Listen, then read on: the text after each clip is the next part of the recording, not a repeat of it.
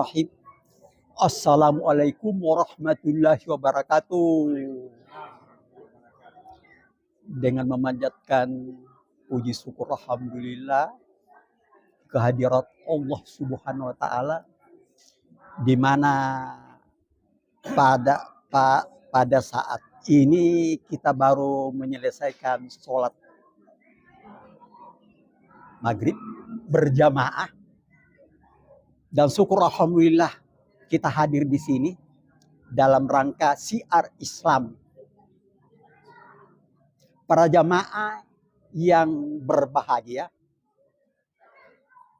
setelah saya banyak mengkaji Al-Quran, terutama ayat-ayat agak penting, saya sekarang melihat bahwa kalau kita pelajari Al-Quran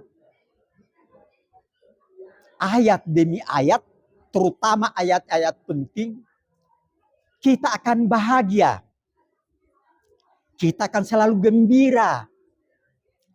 Kita selalu akan senang. Kenapa? Karena Allah sudah berjanji. Rasulullah Sallallahu Alaihi Wasallam diturunkan ke bumi ini oleh Allah Subhanahu Wa Taala selaku pembawa peringatan. Yang kedua, selaku pembawa berita gembira dari Tuhannya untuk hambanya. Gembiranya bagaimana? Pokoknya kamu akan bahagia. Kamu akan selalu gembira. Kamu akan selalu senang. Sejahtera. Kalau ikuti perintahnya.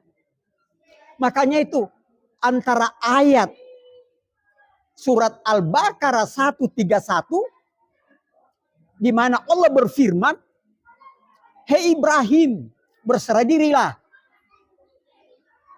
Nabi Ibrahim mengatakan, "Saya berserah diri ya Allah kepada Tuhan yang Maha Esa berserta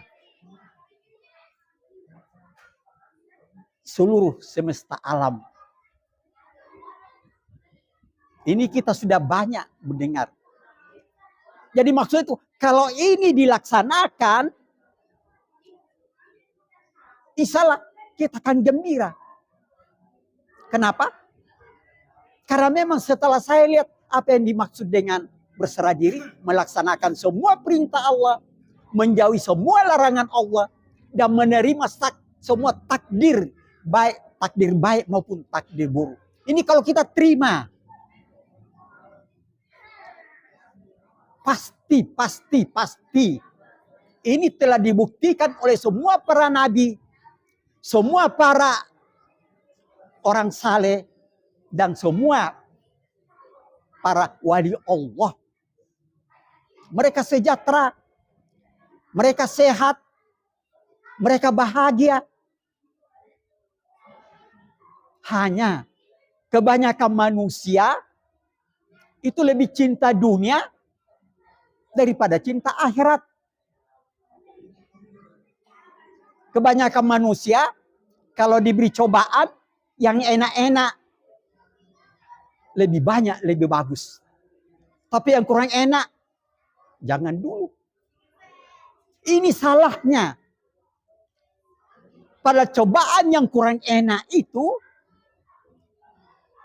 cuma cobaan, tapi itu insya Allah itu akan mendatangkan keberkahan. Kita memang dicoba oleh Allah. Ini dimulai dari Nabi Adam alaihissalam. Nabi Adam alaihissalam setelah diciptakan, kemudian diciptakan istrinya, hidup di surga sudah enak. Namun diperingatkan, "Hei Adam, jangan kau dekati pohon ini." Ini kan larangan. Tapi dengan adanya bisikan setan,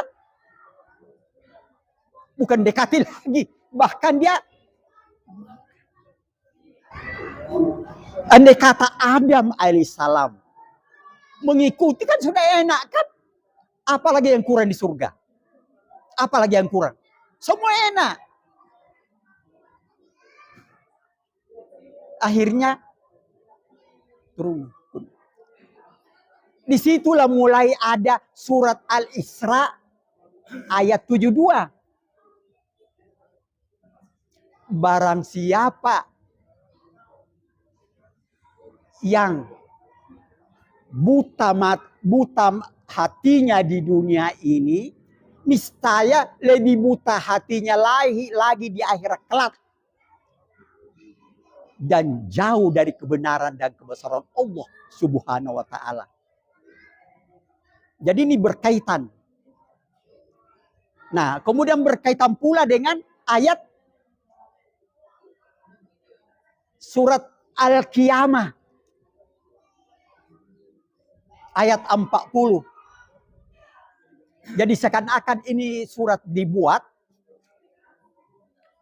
dari ayat pertama sampai ayat 6 itu menggambarkan di situ bahwa Allah sudah memberikan kepada manusia agar berbuat baik.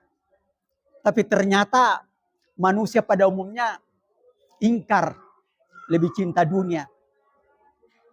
Padahal di situ sudah disadukan bahwa kalau kau berbuat jahat ini sudah kan, tapi ternyata mereka lebih mencintai dunia.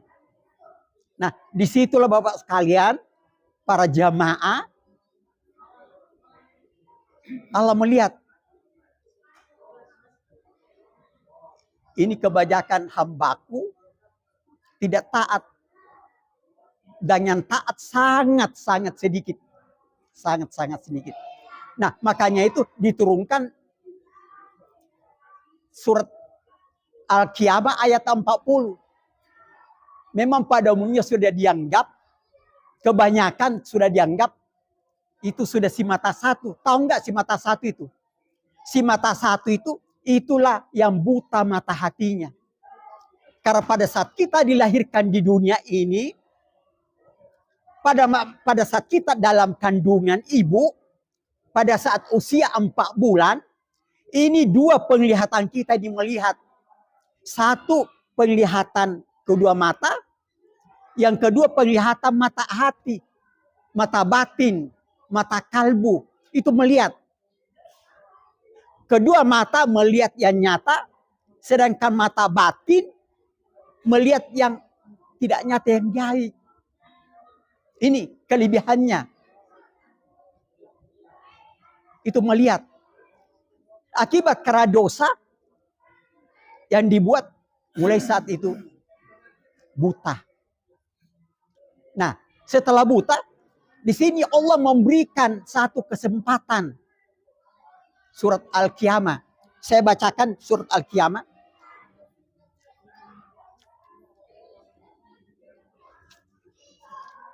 Ayat 40. Bukankah Allah yang berbuat demikian, berkuasa pula menghidupkan orang mati? Ini bapak-bapak sekalian ini, kalau sepintas kita baca, menghidupkan orang mati. Itu dulu kan Nabi Isa. Ini memang Nabi Isa waktu itu. Bisa menghidupkan orang yang mati. Tapi itu syariatnya. Tapi hakikatnya, sebagaimana kita ketahui bahwa di dalam Al-Quran ini, banyak terjadi kata-kata perumpamaan. Saya sudah bacakan minggu yang lalu ya, kata-kata perumpamaan itu. Dan kita harus percaya itu. Jadi ringkas, yang dimaksud dengan inilah yang saya mau bahas. Ini berkaitan dengan sholat khusyuk, ya, berkaitan dengan sholat khusyuk ini.